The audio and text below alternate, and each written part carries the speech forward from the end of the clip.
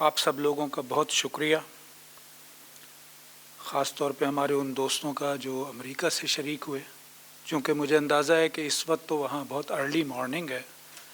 لیکن پروگرام کی اہمیت اور نوعیت اور اس کے ساتھ ساتھ ڈاکٹر ایوب صاحب سے آپ کا تعلق جو ہے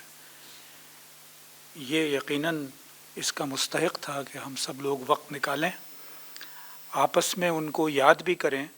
اور انسپائریشن لیں ہم ان سے کہ جس طرح سے انہوں نے اپنی زندگی میں اس کاز کے لیے کام کیا ہے، ہم اس انسپائریشن کے ساتھ اپنا کردار ادا کر سکیں۔ آپ کو معلوم ہے ان کا انتقال تو 10 مارچ کو ہوا تھا، اور اس اعتبار سے اگر ہم ایک صرف دن منانا چاہ رہے ہوتے تو شاید 10 مارچ کو ہی ہمیں کرنا چاہیے تھا، لیکن ان جیسے لوگ کسی ایک خاص دن کو یاد کرنے کے قابل نہیں ہیں، بلکہ مسلسل انہیں اپنے سامنے رکھنے کی ضرورت ہے، اور اس لیے بعض لاجسٹکس کی وجہ سے ہم نے آج یہ پروگرام کیا ہے، لیکن میرا خیال ہے جتنی بھی گفتگو یہاں آئی ہے وہ اس مقصد کو پورا کرنے کے لیے کہ ہم انسپائریشن لیں اور ان کے کام اور پیغام کو آگے بڑھا سکیں، وہ بہت ہی مفید ہے۔ انسٹیٹیوٹ آف پالیسی اسٹڈیز میں ایوب صاحب کئی مرتبہ تشریف لائے، اور آپ میں سے کئی لوگوں کو یاد ہوگا، فائز صاحب میرا خیال ہے آپ بھی موجود تھے جب ہم نے یہ سیمینار کیا تھا مسئلہ کشمیر کل، آج اور کل 1988 میں، اور اس سے پہلے جیسا کہ ذکر ہوا خورشید صاحب کے اپنے ریمارکس میں کہ خورشید صاحب کی بھی ان سے پہلے سے ملاقات تھی، اور کشمیر کے حوالے سے میں سمجھتا ہوں کہ خود آئی پی ایس کو اگر بعد میں کچھ تھوڑی بہت خدمت کرنے کا موقع ملا ہے تو اس میں یہ سیمینار ایک بڑا سنگ میل تھا۔ فائز صاحب اس کے بعد بھی ایک سے زائد دفعہ آئی پی ایس آئے ہیں، اور مجھے یاد ہے کہ ستمبر 1993 میں بھی وہ تشریف لائے تھے، اور آپ کو یاد ہوگا کہ اس زمانے میں اوسلو ایکارڈ بلکہ غالباً ستمبر 1993 میں ہی ہوا ہے، اور اس موقع پہ انہوں نے خاص طور پہ یہ بات کہی کہ مجھے یہ خطرہ ہے کہ ہم پہ بھی یعنی کشمیر پہ بھی اسی طرح کا کوئی سولوشن جو ہے وہ امپوز کرنے کی کوشش کی جائے گی۔ تو ویسے تو ہم سب جانتے ہیں کہ خود فلسطین کے معاملے میں بھی اوسلو ایکارڈ جو ہے وہ تو کوئی کامیابی کا عنوان نہیں ہے، وہ سولوشن تو نہیں ہو سکا، اور جیسا کہ آج ہماری اس نشست میں بھی بار بار فلسطین کا اور کشمیر کا ایک طرح سے پیرللز کا ذکر ہوا ہے، تو اس اعتبار سے کئی اور پیرللز ہیں جن کی جانب نشاندہی ہونی چاہیے، اور اس سے ہمیں سمجھنے کی کوشش کرنی چاہیے، خاص طور پہ اس ٹاپک پہ جس پہ آج ہم بات کر رہے ہیں کہ گلوبل کانشنس، اس حوالے سے یعنی کیسے چیزوں کو ڈاکٹر ایوب ٹھاکر صاحب نے ٹارگٹ کیا اور آئندہ ہم کیا کر سکتے ہیں۔ میرا خیال ہے کہ گزشتہ چند ہفتے ہی کہنا چاہیے ابھی، یا مہینے کہہ لیں، 5 مہینے ہو گئے، اکتوبر سے اگر ہم شروع کریں تو یہ گلوبل کانشنس کے حوالے سے دونوں پہلو سامنے آتے ہیں۔ ایک یہ کہ دنیا بھر کی اسٹریٹس پہ، اور ابھی ڈاکٹر میر صاحب نے خود امریکہ کا ذکر کیا کہ وہاں اسٹریٹس پہ کیا ہے، یو کے میں کیا ہے، تو ویسٹرن ورلڈ میں خاص طور پہ جس طرح کے ڈیمانسٹریشنز آپ کو اسٹریٹس پہ نظر آتے ہیں اور جس نوعیت کی پارٹیسپیشن اس میں ہے، اور دوسری جانب خود اگر آپ یو این میں دیکھیں تو 4 مرتبہ سیکیورٹی کونسل میں اگرچہ قرارداد ویٹو ہو گئی،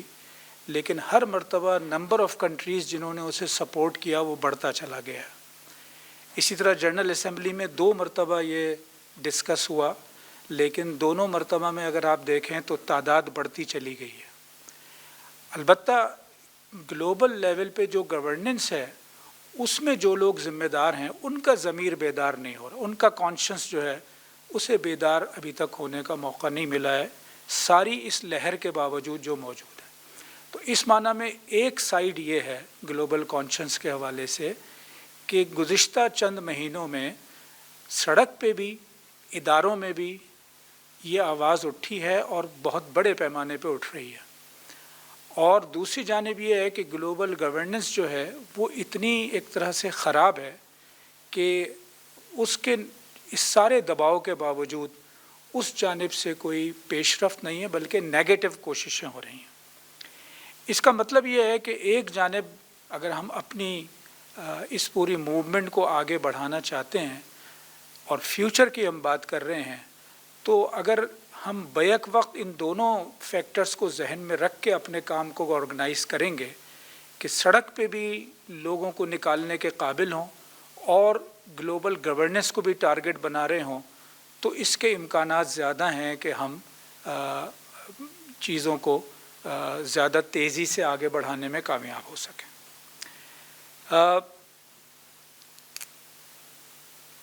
پاکستان کا کیا کردار ہے؟ میرا خیال ہے اس پہ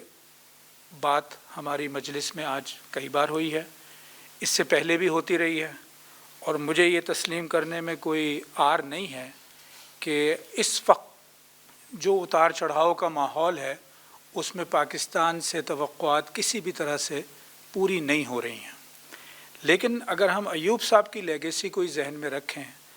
اور اس میں جیسا کہ آپ دوستوں نے خود بھی کہا، ساغر صاحب نے بھی کہا، میر صاحب نے بھی کہا، کہ ایک جانب تو کاز کے ساتھ وابستگی جو ہے وہ اتار چڑھاؤ کے باوجود جاری رہے، مشکلات کے باوجود جاری رہے، اور اس کے اندر مایوسی کا ایلیمنٹ نہ ہو،